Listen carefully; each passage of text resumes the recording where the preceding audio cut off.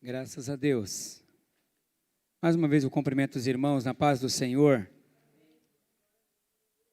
Estaremos lendo na palavra do Senhor, no Evangelho de João, no capítulo 4.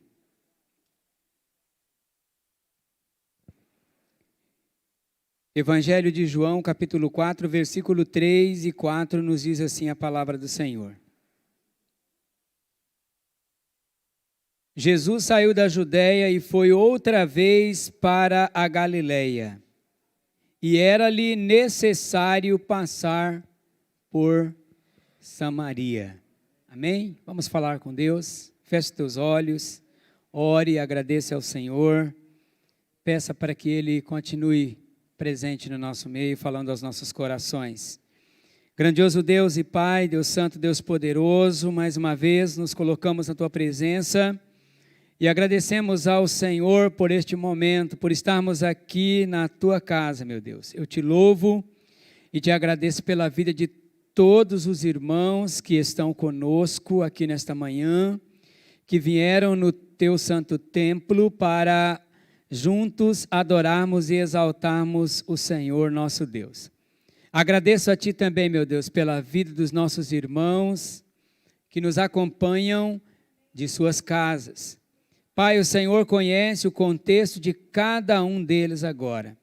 E eu oro pedindo, meu Deus, a Tua bênção sobre a minha vida na exposição da Tua palavra. Que o Senhor Deus possa falar aos nossos corações. Que o Teu Espírito Santo tenha plena liberdade para falar conosco, para falar com a Tua igreja na manhã deste sábado. Deus de amor, Deus de misericórdia. Fale a cada coração, meu Deus, segundo o Teu querer, segundo a Tua vontade soberana, é a minha oração a Ti, em nome de Jesus. Amém. Graças a Deus, os irmãos podem se assentar. Irmãos, eu quero aqui agradecer de maneira pública, de maneira muito especial a todos os nossos jovens, pelo esforço que eles têm demonstrado para com a obra do Senhor. Eu fico imaginando, obrigado, Diaconisa, o que seria da Igreja Adventista da Promessa, né? Nesse período de pandemia, nós estamos aí há 5, 6 meses de pandemia, onde a maioria dos nossos irmãos que compõem o grupo de risco tiveram que se retirar, né, dos templos e ficarem nas suas casas. E a maneira como os nossos jovens assumiram a responsabilidade, eu não estou falando apenas aqui da IAP, Missão Cuiabá, eu estou falando da IAP, a Igreja Adventista da Promessa, a nível Brasil e fora do Brasil. Vocês têm acompanhado o quanto os nossos jovens, eles assumiram esta responsabilidade, né? Muitos deles vieram para o púlpito, vieram para a frente das câmaras e têm feito um trabalho, assim, muito excelente. Então, assim, eu quero louvar a Deus e agradecer ao Senhor pela vida de vocês, pelo esforço de vocês, né? A forma como vocês foram pegos de surpresa nesse período de aproximadamente 6 meses, e o como vocês nos surpreenderam, né, com o trabalho, colocaram a mão no arado e não deixaram com que a igreja parasse. Irmãos, eu falo isso para vocês porque em muitos lugares aqui do nosso estado eu tenho visto isso, né? O quanto os nossos jovens têm se esforçado para ajudar os seus pastores. E eu quero fazer aqui a minha palavra, a palavra de todos os pastores da nossa igreja, o quão é importante tê-los conosco. Muito obrigado por terem assumido a responsabilidade nesse período, por terem ajudado a igreja, e eu tenho certeza que quando os nossos irmãos, né, aqueles que compõem o grupo de risco, quando eles retornarem, eles verão o quanto a igreja do Senhor caminhou durante todo esse percurso. Que Deus abençoe poderosamente a vida de todos vocês. Amém? Eu não poderia deixar de fazer este agradecimento a todos os nossos jovens, e eu faço isso com o coração aberto, com o coração sincero, né, da minha alegria ontem, né, ver o Tarsis, a Tamara, o William e o diácono José, um jovem valoroso, irmãos, empenhado na obra do Senhor, os meninos que compõem a música na igreja, o quanto eles têm se destacado na obra do Senhor. E eu louvo a Deus pela vida de vocês. Nós vamos meditar nesta manhã com o tema: era necessário passar por Samaria. E a leitura que nós acabamos de fazer narra um diálogo que Jesus Cristo teve com a mulher samaritana junto ao poço de Jacó. No contexto da nossa leitura, nós vemos Jesus participando de uma festa de casamento em Caná da Galileia. No versículo 2 do Evangelho de João, Jesus ele é convidado para uma festa de casamento. Ele, juntamente com os seus discípulos, se fazem presente, e é nesta festa que Jesus opera o seu primeiro milagre. Ele entra nesta festa, salva praticamente a reputação dos noivos e sai daquele lugar discretamente, sem que ninguém percebesse aquilo que Jesus Cristo havia feito, a não ser a sua mãe Maria e aqueles que obedeceram a sua ordem.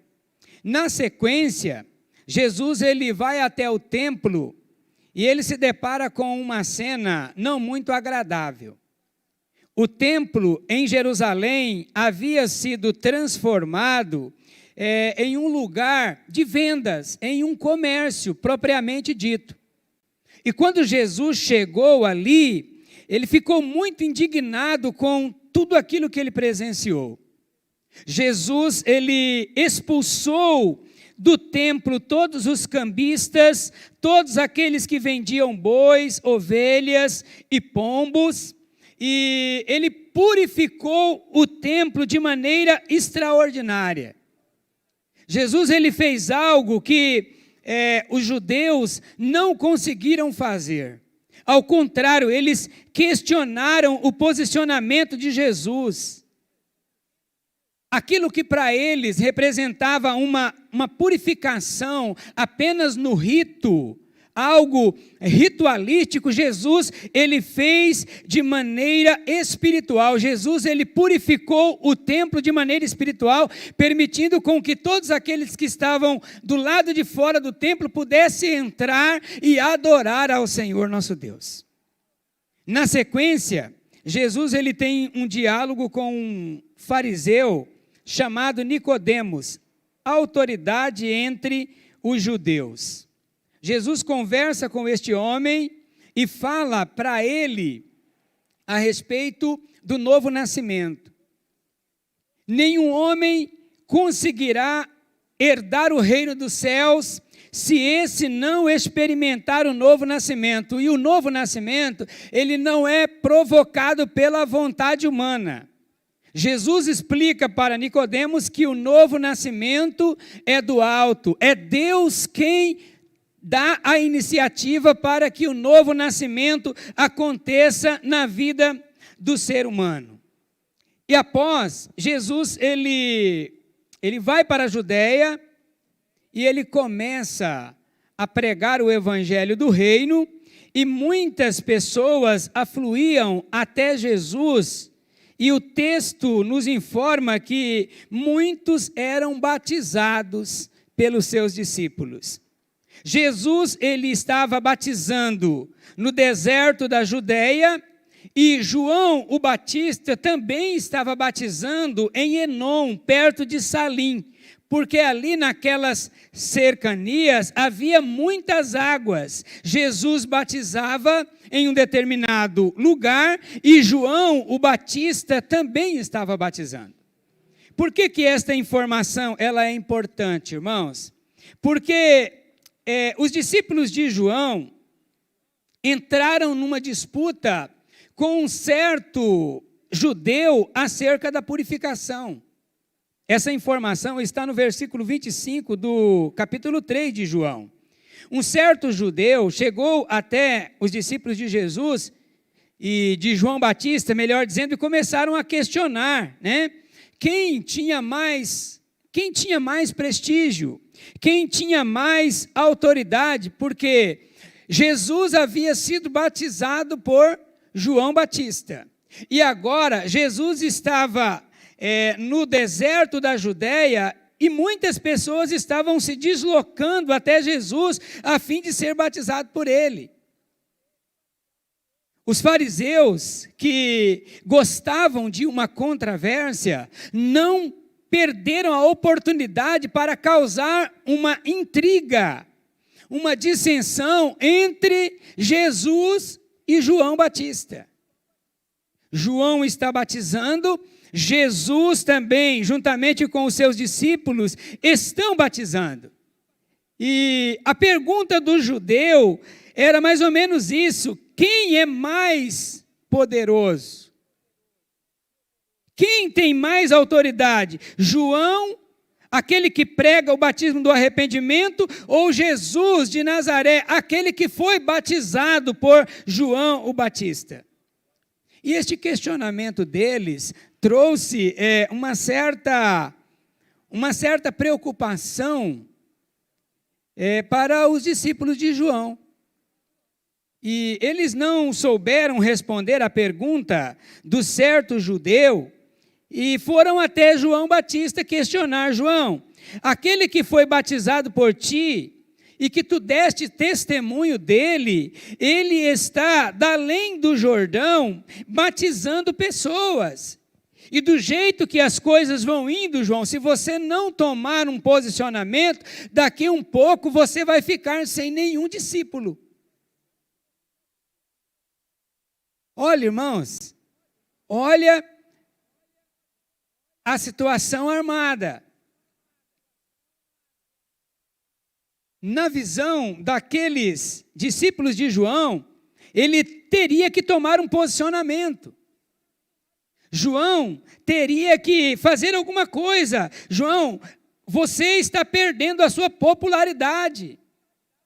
As pessoas estão deixando de vir após ti e estão indo lá no deserto da Judéia se batizar aos pés de Jesus.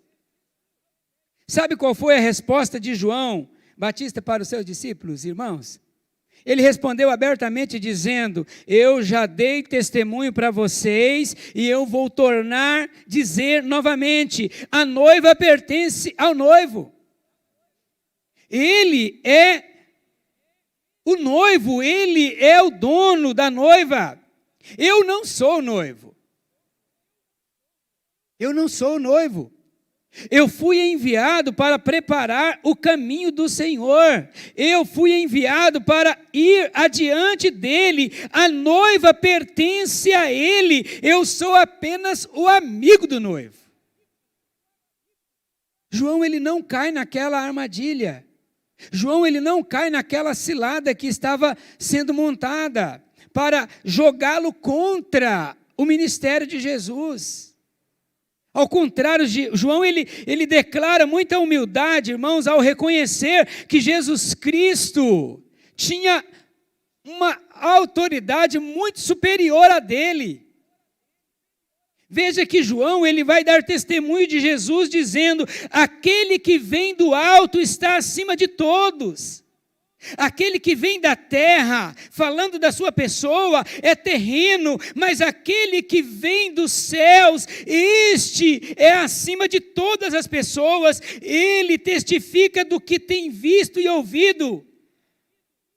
Ele está acima. Ele está acima de mim.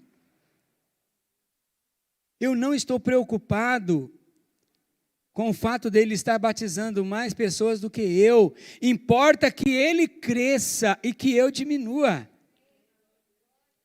Importa que Jesus Cristo seja conhecido. Eu vim exatamente para isso, para preparar o caminho do Senhor.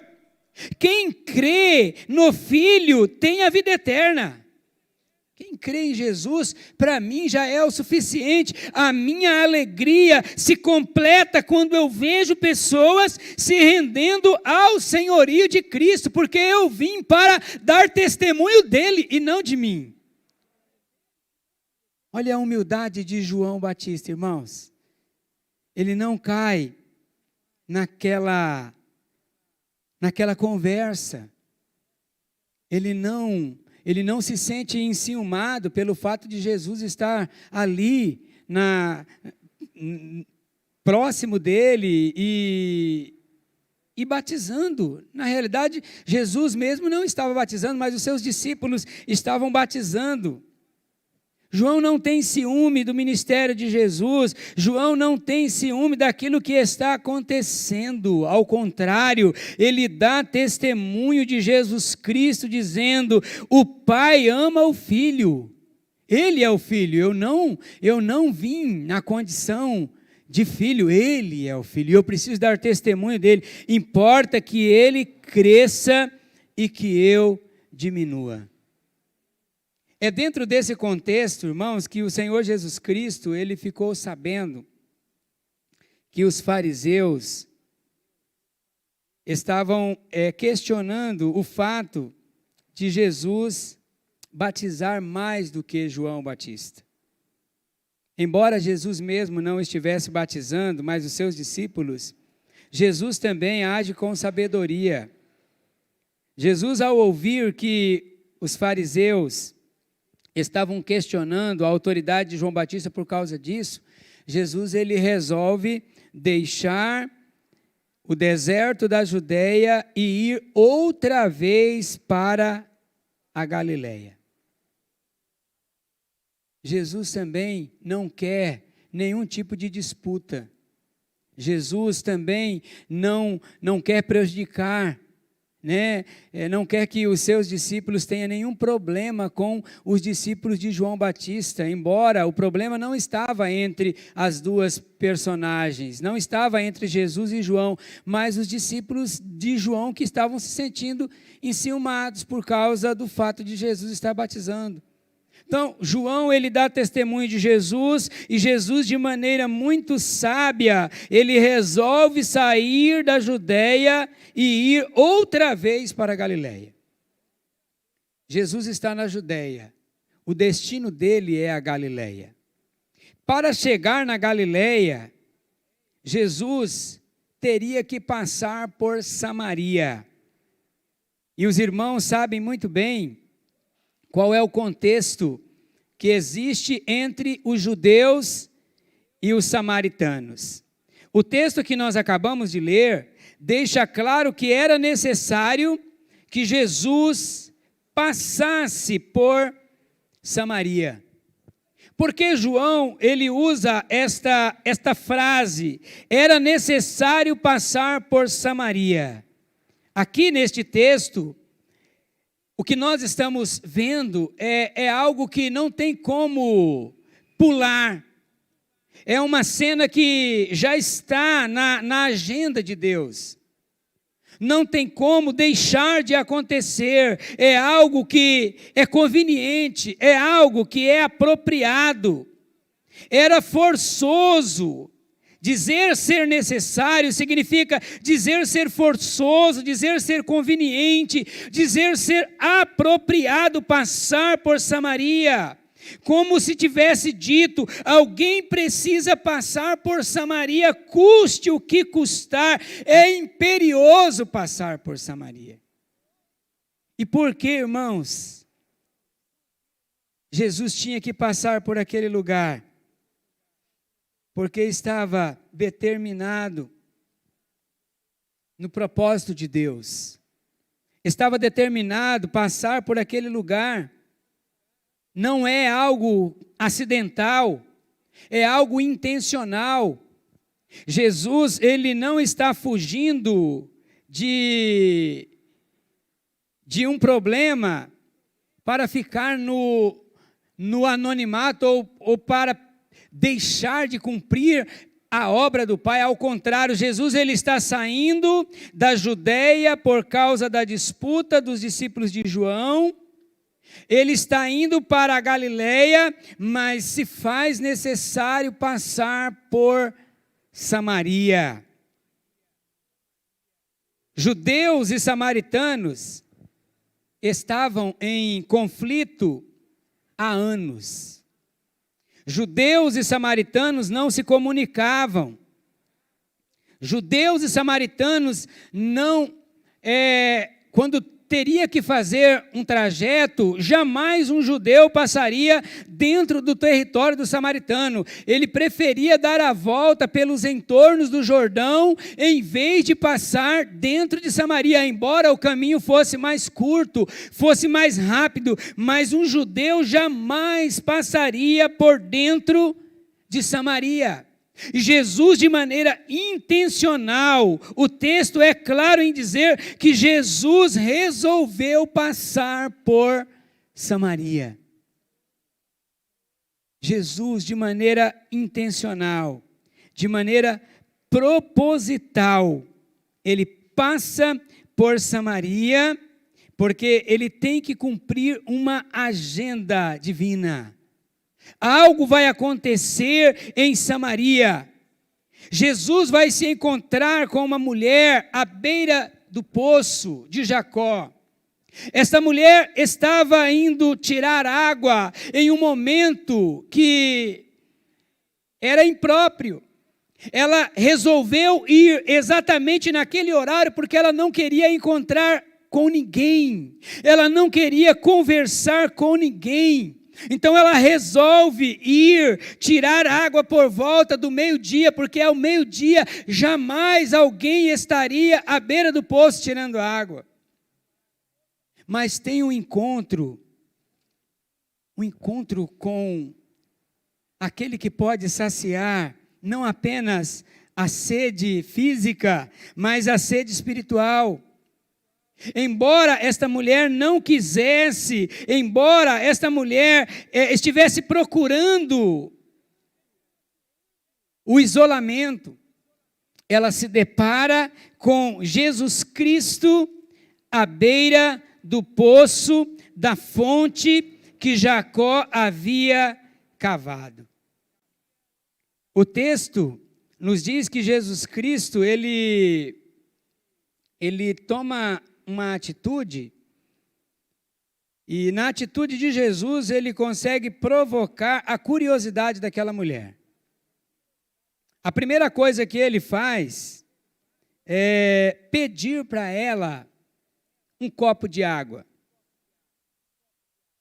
O texto de João nos informa que Jesus estava cansado da viagem, os seus discípulos haviam ido na cidade comprar comida. Jesus chegou ali ao poço de Jacó, sentou-se junto do poço, cerca do meio-dia, quando veio uma mulher tirar água e Jesus lhe provoca fazendo uma pergunta: mulher, dá-me um pouco de água. Então, nesse momento, Jesus provoca a curiosidade daquela mulher. Um judeu pedir água para um samaritano era inadmissível. Primeiro porque os judeus não usavam as vasilhas do samaritano. O judeu, ele não toma água no copo de um samaritano. Um judeu, quando ele sai às ruas e quando ele chega em casa, ele se purifica, ele se lava. É o ritual da purificação que eles faziam. E agora Jesus, um judeu, através de uma pergunta, ele provoca a curiosidade daquela mulher, dizendo: mulher, dai-me um pouco de água. E ela olha para Jesus, e com curiosidade ela lhe pergunta: como pode? Como sendo tu um judeu, pede de beber a mim, que sou mulher samaritana?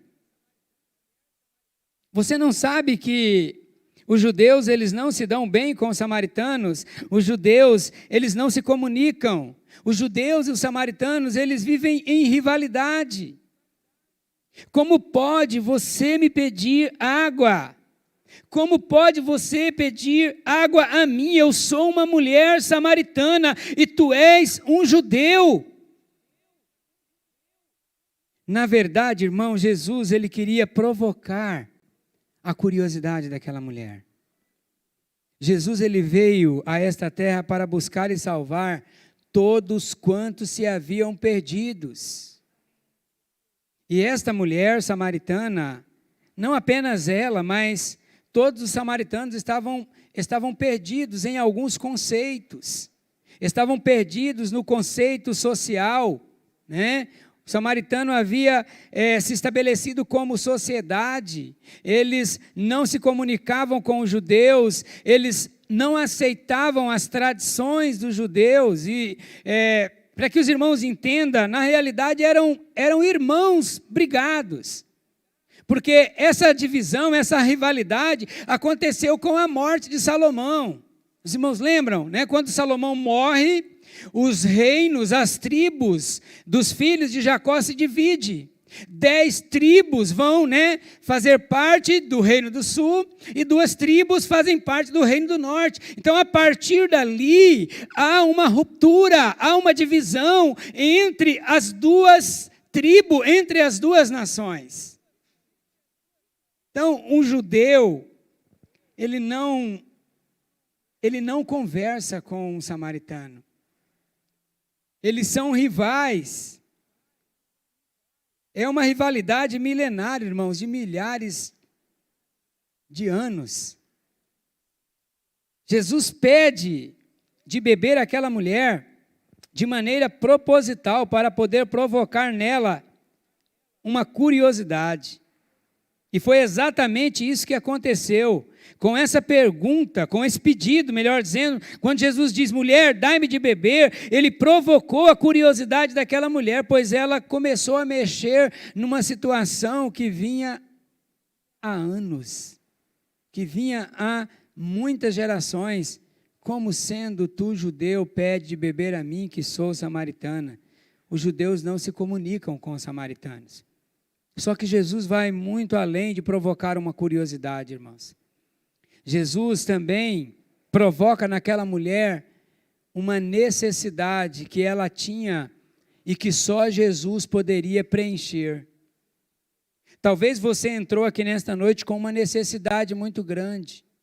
Talvez você entrou aqui nesta manhã, melhor dizendo, com um vazio na sua alma, que você não vai conseguir preencher esse vazio através da psicologia. Talvez você entrou aqui nesta manhã com um vazio que você não vai conseguir preencher nos bancos de divãs.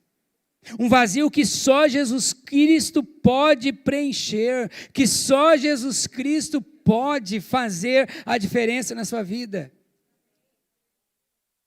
Eu não estou dizendo que você não deva, né, procurar a ajuda, mas tem situações que só Jesus pode resolver. E a situação desta mulher era uma necessidade que ela tinha, primeiro porque ela estava perdida dentro de um contexto social, ela estava perdida dentro de um contexto cultural, dentro da cultura dela ela não era aceita. Aquela mulher era comparada dentro da sua própria cultura como uma mulher mal vista. As mulheres de Samaria não queriam aquela mulher por perto.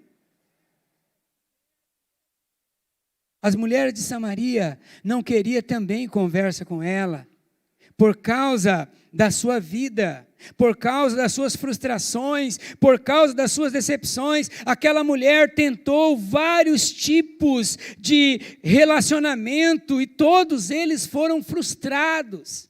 E eu fico imaginando a condição em que ela se encontra. Ela vai ao meio-dia porque ela não quer encontrar com nenhuma mulher. Ela não quer ser ridicularizada. Ela não quer ser humilhada, ela já está cansada de ser humilhada, ela já está cansada de ser apontada, de ser apedrejada, e é neste contexto que ela se encontra com Jesus, aquele que pode preencher o vazio da sua alma, aquele que pode trazer razão à sua existência, aquele que pode trazer alegria para o seu coração entristecido. Meu irmão, minha irmã, Jesus, ele pode preencher o vazio que paira dentro do seu coração. Jesus, ele pode suprir todas as suas necessidades. Só Jesus pode suprir todas as necessidades da humanidade. Jesus, ele não apenas provoca a curiosidade daquela mulher, mas ele procura também suprir as suas necessidades, pois ao dizer a Jesus que não podia se comunicar com ele, uma vez que ela era samaritana e ele era um judeu, Jesus, ele faz mais uma afirmação dizendo: mulher, se tu soubesse, se você conhecesse o dom de Deus, e quem é que está te pedindo de beber? Você que lhe pediria e ele lhe daria água viva. Ah, mulher, se você conhecesse o dom de Deus, se você conhecesse aquele que te pede de beber. Aquela mulher tinha uma necessidade muito grande, irmãos. Ela necessitava de atenção, ela necessitava de um abraço, ela necessitava ser valorizada, e Jesus, aquele que entende todas as fases da nossa vida, aquele que entende aquilo que se passa no profundo íntimo de cada coração, ele se coloca à disposição desta mulher para poder suprir a necessidade que ela tinha na sua alma. Ela não tinha apenas sede de água, ela tinha sede também espiritual. Ela precisava saciar a sua sede espiritual, e só Jesus poderia dar esta água. Quando Jesus diz para ela: mulher, se tu soubesses quem te pede de beber, tu lhe pedirias e ele lhe daria água viva. E Jesus foi muito sincero com ela, dizendo isso. Ela não demorou a dizer: mas como pode? Você é maior do que o nosso pai Jacó? Porque o nosso pai Jacó, ele nos deu desta água, né? Esta água que nós bebemos. Você é maior do que o nosso pai Jacó? Jesus responde para ela: mulher, quem beber desta água voltará a ter sede, mas quem beber da água que eu lhe der nunca mais terá sede. Pelo contrário, a água que eu lhe der se tornará nele uma fonte de água viva a jorrar para a vida eterna. Quem bebe desta água torna a ter sede. Quem beber da água que eu lhe der, nunca mais terá sede, mulher. Quando Jesus disse essas palavras, na hora, irmãos, na hora ela indagou: Senhor, então dai-me desta água, eu quero desta água. Eu quero, porque eu não quero ficar voltando aqui frequentemente, eu não quero ficar passando por humilhação. Dai-me desta água, Senhor, para que eu não volte mais aqui neste poço. E aí Jesus começa, irmãos, a tratar das suas frustrações, das suas necessidades, das suas decepções. E veja que Jesus faz tudo isso sem apontar. Jesus não está aqui aproveitando esse momento, esse ensejo para poder humilhar esta mulher. Ao contrário, Jesus aproveita daquele diálogo, provoca nela curiosidade, provoca nela uma necessidade que ela tem. E agora, ele se coloca ao seu lado para poder ajudá-la a sair, né, de todo o poço de decepção, de toda a amargura que havia na sua alma. Quando Jesus diz para aquela mulher: vai chamar o teu marido, na verdade, irmão, Jesus estava querendo trabalhar com ela aquilo que era a razão das suas decepções, das suas frustrações. Eu não tenho marido, ela respondeu. Eu não tenho marido, Senhor. Jesus lhe disse: dissestes bem, você não tem marido, tivesses 5, e o que você tem agora não é o teu marido. Não é. Quando Jesus disse essas palavras, aquele que para a mulher samaritana foi comparado como um judeu, e no segundo momento foi comparado a Jacó, agora já é visto como um profeta. Olha como que Jesus está abrindo seus olhos. Olha como que Jesus está trabalhando na sua vida. Jesus, no primeiro momento, é judeu, no segundo momento, Jesus é comparado com Jacó. Agora ela está dizendo: eu vejo que tu és profeta, porque tu sabes tudo acerca da minha vida. Tu és profeta. Os nossos pais adoraram a Deus nesse monte, mas os judeus dizem que o lugar de se adorar é em Jerusalém. Percebe, irmãos, aonde Jesus Cristo vai chegar?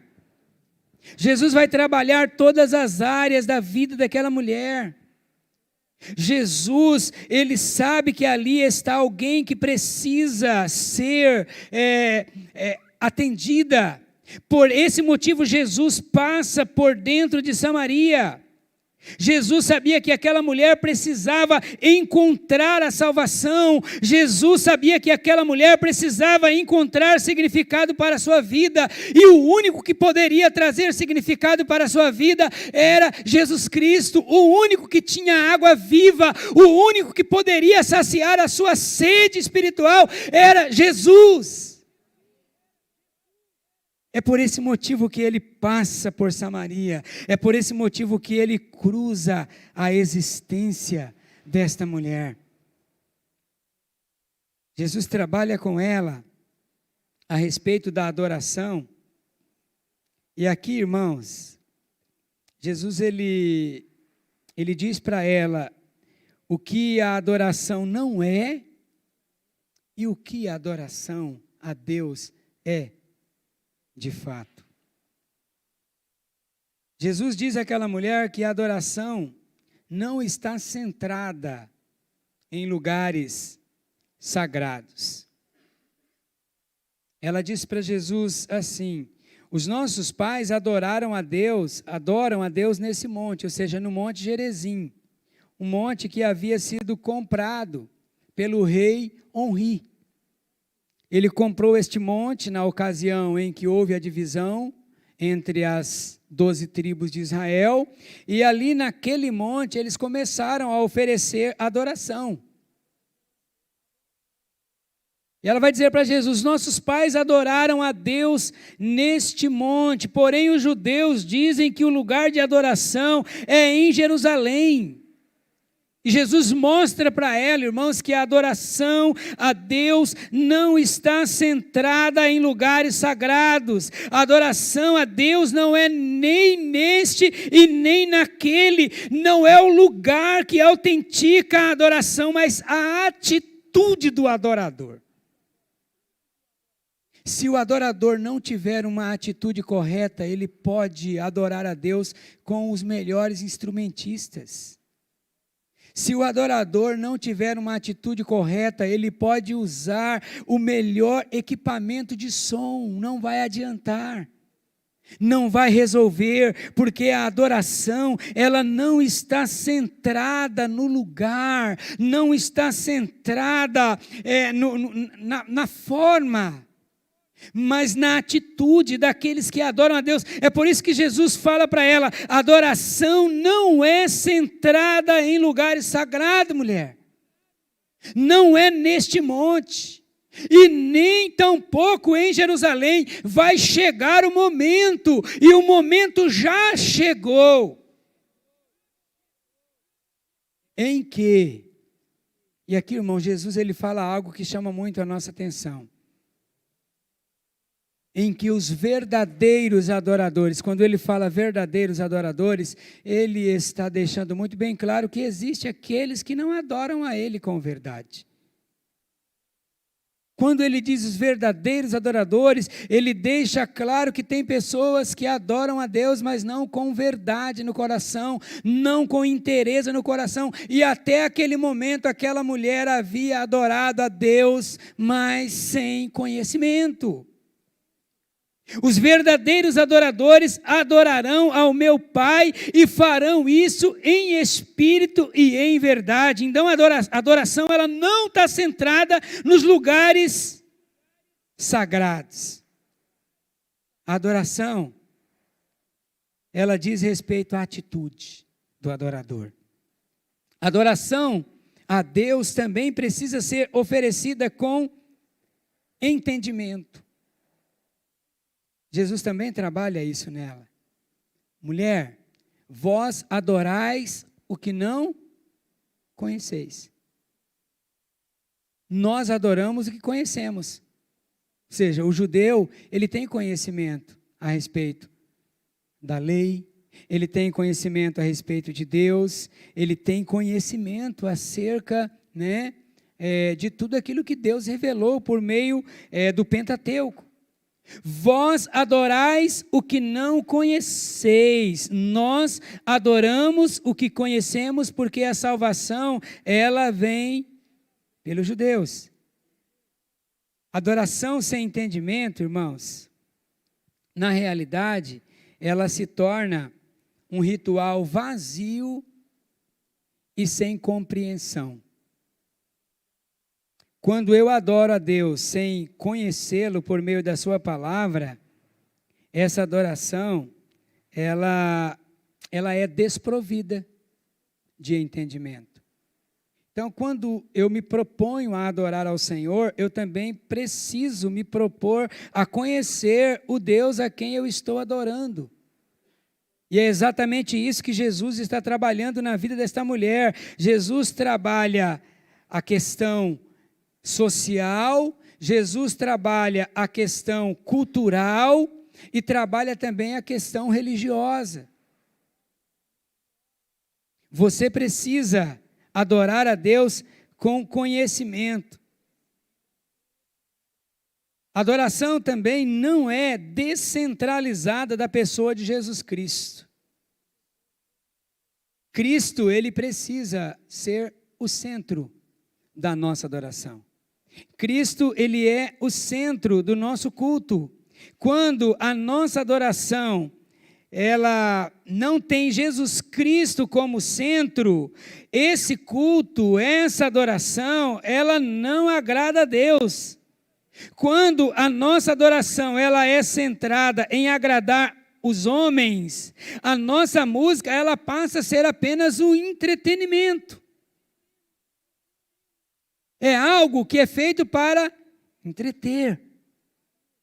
Então Jesus ele deixa muito bem claro que a adoração a Deus, ela precisa ser centralizada na pessoa de nosso Senhor e Salvador Jesus Cristo. A verdadeira adoração, ela vem do céu e ela é endereçada para o céu.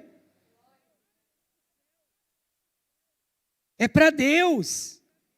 Quando eu me proponho para pregar, e eu subo aqui neste púlpito com a finalidade de pregar para agradar os ouvintes, irmãos, eu estou fugindo do propósito, porque a pregação, ela é centrada em Cristo, ela é para agradar a Jesus.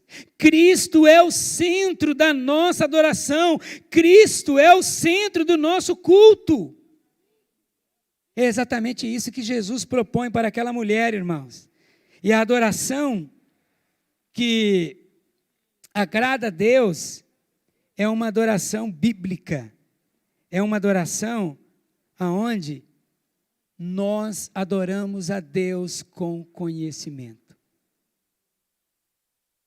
É quando você se propõe a conhecer a Jesus. E conhecer a Jesus é você se colocar diante da presença dele de maneira sincera.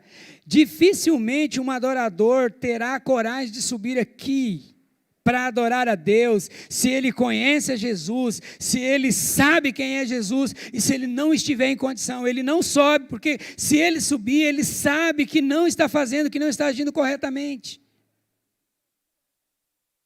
Porque não é este lugar, mas a atitude, a maneira como nós nos propomos a adorar ao Senhor. A adoração a Deus, ela é bíblica, a adoração a Deus, ela é sincera, ela precisa ser em espírito, ela precisa ser em verdade. E a adoração a Deus em espírito e em verdade é uma adoração de todo o nosso coração, de toda a nossa alma. É isso que Jesus Cristo se propõe, irmãos, a ensinar a mulher samaritana. Jesus, ele tira um tempo para ajudar aquela mulher a se organizar em vários aspectos da sua vida. Jesus ensina a ela sobre questões geográficas, ou seja, para o reino de Deus, para o evangelho de Cristo, não existe barreira, não existe separação. Cristo veio para poder derrubar todas as barreiras. Jesus também ensina para aquela mulher que a adoração a Deus é uma adoração pautada na palavra. É uma adoração sincera, é uma adoração aonde o adorador, ele entende o culto e ele sabe que esse culto está conectado à maneira como ele se coloca diante do Senhor. É uma entrega total, é uma oferta do nosso corpo a Deus na dinâmica da nossa própria vida. É uma entrega total. Quando Jesus termina de falar com esta mulher, agora ele já não é mais profeta.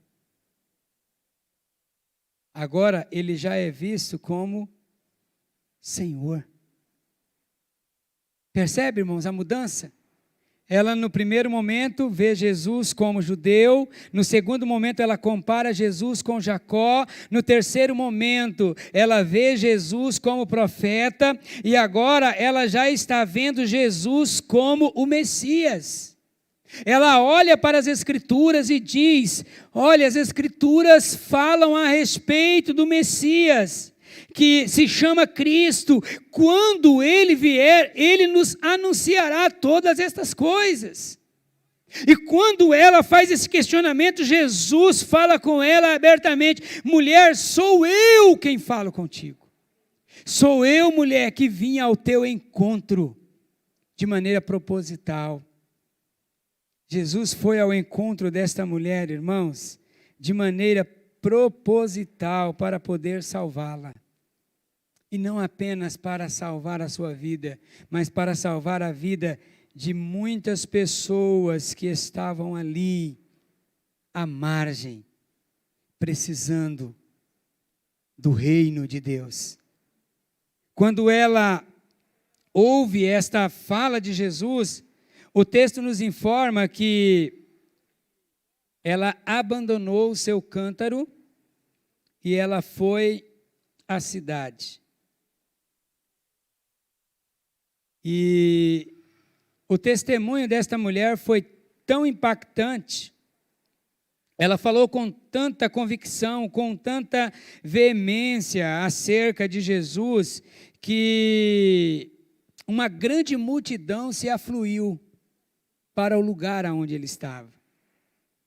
Os discípulos de Jesus haviam ido à cidade de Samaria para comprar comida, e o testemunho deles não fez muita diferença naquele lugar. Eles foram, compraram, voltaram, né?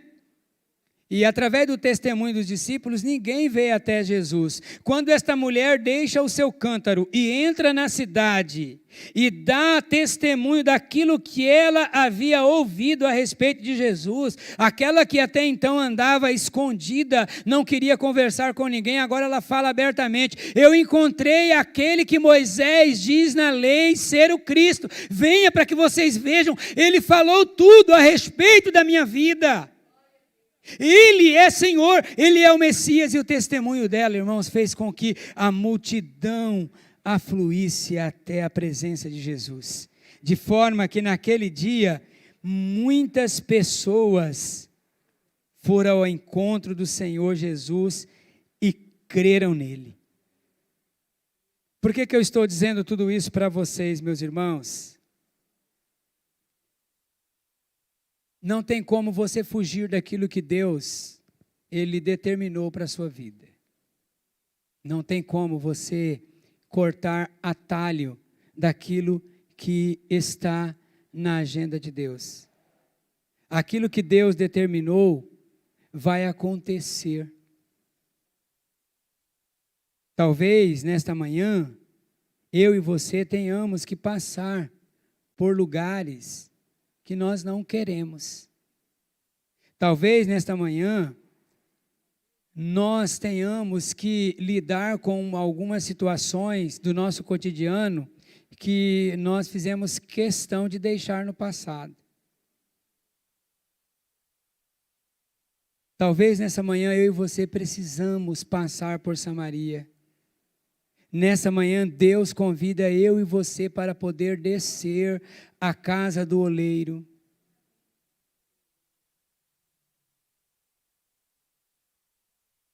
Deus, Ele tem algo preparado para mim e para você. E diante daquilo que Ele preparou, diante daquilo que já está determinado na agenda de Deus, não tem como você fugir. Você pode até se esconder por um tempo. Você pode até tentar sair dos propósitos de Deus por um tempo. Só que mais cedo, mais tarde, você vai se deparar com Jesus. Aquilo que Deus tem para realizar através da sua vida, não tem como você ficar fugindo disso.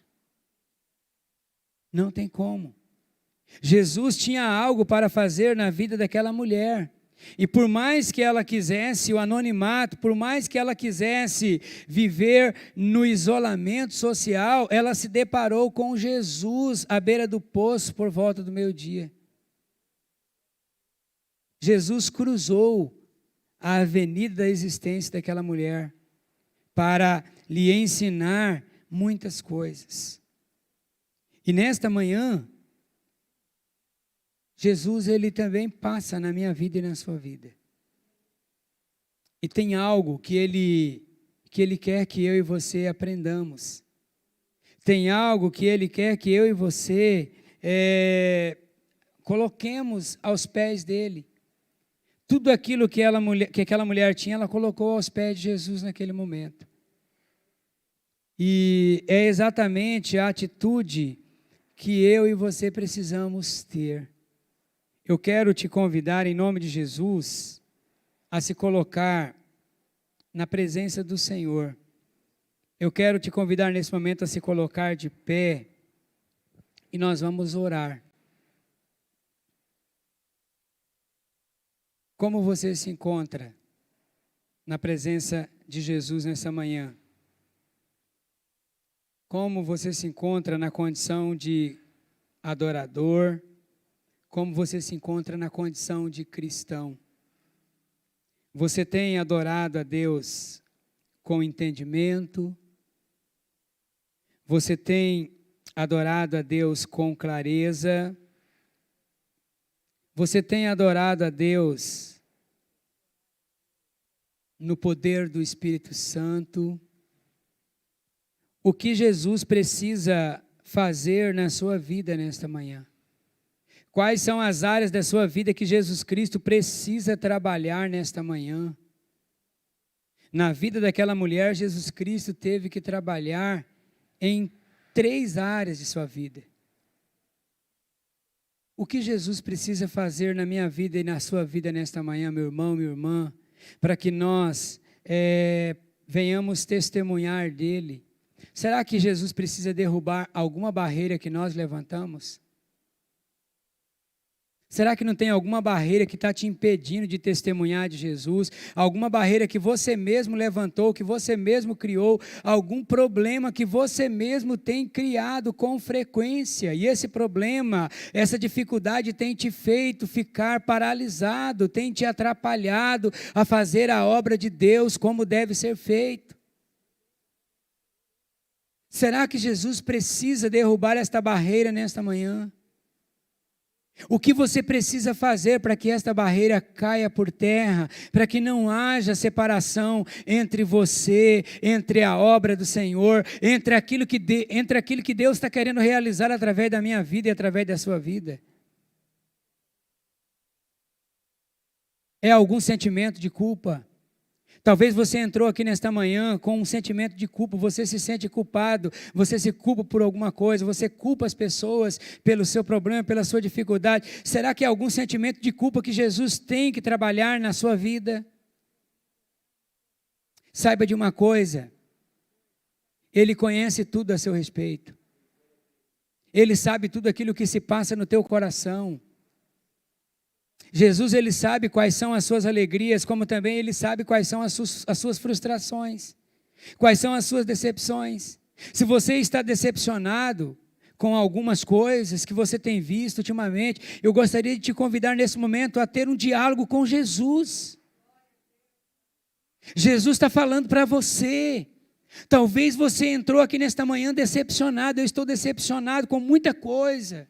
Eu estou decepcionado comigo mesmo, eu estou decepcionado com a minha família, eu estou decepcionado com a sociedade, eu estou decepcionado com a igreja, eu estou decepcionado com uma série de coisas. Você não fala para Jesus agora, tem um diálogo com Jesus, abre o teu coração para Jesus. Abre o teu coração para Jesus, saia daqui nesta manhã aliviado, saia daqui nesta manhã curado, saia daqui nesta manhã testemunhando de Jesus. Se você entrou aqui nesta manhã triste, você precisa voltar para sua Samaria, você precisa voltar para o seu lugar de origem e testemunhar de Jesus e falar de Jesus. Nada pode te impedir de fazer isso. Levante as suas mãos agora. E eu quero orar com você.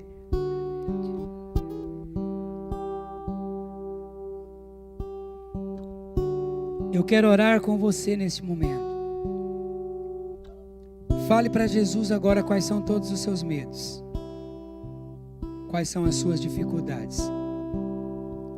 Quais são as suas decepções. Jesus, Ele quer tratar de você nesta manhã. Jesus está querendo restaurar a tua adoração. Talvez você já não tenha mais conseguido adorar a Jesus como antes, porque tem algumas coisas que estão te impedindo. Se coloque agora diante do Senhor. Senhor, meu Deus e meu Pai. Pai, a iniciativa é sempre tua. É sempre o Senhor que toma a iniciativa de vir ao nosso encontro. É sempre o Senhor que estende as mãos. Pai de amor, Pai de misericórdia. Nós estamos na Tua presença, meu Deus. E pode ser que aqui nesta manhã, meu Deus, tenha pessoas que vêm carregando um fardo, arrastando um fardo há muitos anos. Esse fardo tem trazido dor, tem trazido decepção, tem trazido angústia para a alma, e tem até atrapalhado na adoração, tem atrapalhado no ministério que o Senhor entregou. Pai, eu oro nesse momento, meu Deus, apresentando a vida dos teus filhos, meu Deus, o Senhor os conhece. Assim como o Senhor sabia tudo a respeito da vida da mulher samaritana, o Senhor sabe tudo a nosso respeito. O Senhor sabe tudo o que se passa na nossa mente.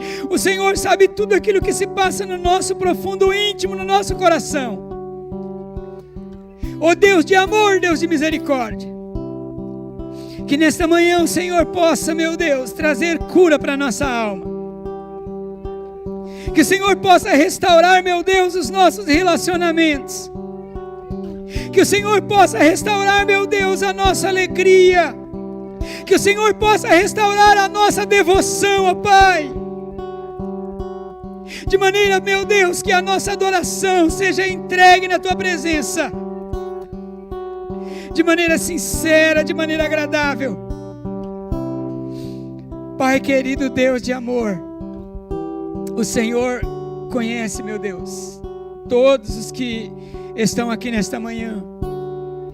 O Senhor tem acompanhado a trajetória de vida de cada um dos Teus filhos e filhas. Senhor, ajuda, meu Deus. Ajuda-nos, meu Deus, a resolver todos os conflitos, meu Deus. Sejam estes pessoais, seja, meu Deus, conflitos, meu Deus, interpessoais. Senhor, nos ajuda, meu Deus, a resolver tudo aquilo que nos faz querer estar longe, tudo aquilo que nos faz querer estar distante, Senhor, tudo aquilo que nos faz querer andar de cabeça baixa, tudo aquilo que nos paralisa, tudo aquilo que tem nos atrapalhado, Senhor, a desenvolver a Tua obra. Derruba, meu Deus, a barreira que nós criamos. Derruba, meu Deus, os muros que nós levantamos, meu Senhor, para que não haja nenhum impedimento, Senhor, para que não haja, meu Deus, nenhum empecilho, para que as nossas orações, a nossa devoção, a nossa adoração, meu Deus, chegue até a Tua presença. Pai querido, Deus de amor, trata, meu Deus, de cada um de nós aqui nesta manhã, Senhor. Trata, meu Deus, dos nossos relacionamentos, Jesus querido. Trata, meu Deus, das nossas famílias. Trata, meu Deus, das nossas atitudes, Senhor. Da nossa postura, meu Deus, como adorador diante da Tua presença. Ajuda-nos, meu Deus, a Te adorar em espírito e em verdade. Ajuda-nos, Senhor, a Te adorar, meu Deus, da maneira como convém. Que as nossas vidas estejam totalmente consagradas ao Senhor. Que nós estejamos totalmente voltados para Ti, Senhor. Que a nossa vida, meu Deus, seja um culto diante da Tua face. Um culto agradável ao Senhor nosso Deus. Senhor da glória, ajuda-nos, meu Deus. Ajuda-nos, meu Deus, a Te adorar como o Senhor deve ser adorado. O Senhor não é um profeta. O Senhor é o Cristo, Filho do Deus vivo, aquele que tomou a iniciativa de vir ao nosso encontro, aquele que cruzou a avenida das nossas existências, aquele que veio ao nosso encontro, aquele que se entregou por nós, aquele que ressuscitou por nós. Pai, nos ajuda, Senhor, a vivermos como livres na Tua presença e a testemunharmos das Tuas maravilhas e dos Teus feitos. Em nome de Jesus nós oramos. Aleluia. Glória a Deus. Aleluia, Senhor. Graças a Deus. Aleluia, Jesus. Aleluia. Aleluia. Aleluia. Glória a Deus. Aleluia. Amém, Jesus. Aleluia. Amém. Glória a Deus. Que o Senhor Deus possa continuar abençoando as nossas vidas, irmãos. Por por meio de Jesus Cristo. Quero pedir aos irmãos que continuem orando uns pelos outros, continuem intercedendo, apresentando a vida de todas as famílias aqui desta igreja nas mãos do Senhor. Interceda pelo povo de Deus. Amém? A tua oração, ela é muito poderosa diante de Deus. Ela pode muito em seus efeitos. Então continue orando, continue intercedendo uns pelos outros em nome de Jesus. Curve a tua cabeça e nós seremos despedidos com a bênção apostólica. Que a graça de nosso Senhor Jesus Cristo, o grande amor de Deus, nosso Pai, a comunhão e a consolação do Espírito Santo seja com todos desde agora e para sempre. Amém, Jesus. Para que entre o Rei, Jesus, o Rei da glória, eu abro meu coração, eu abro meu coração para que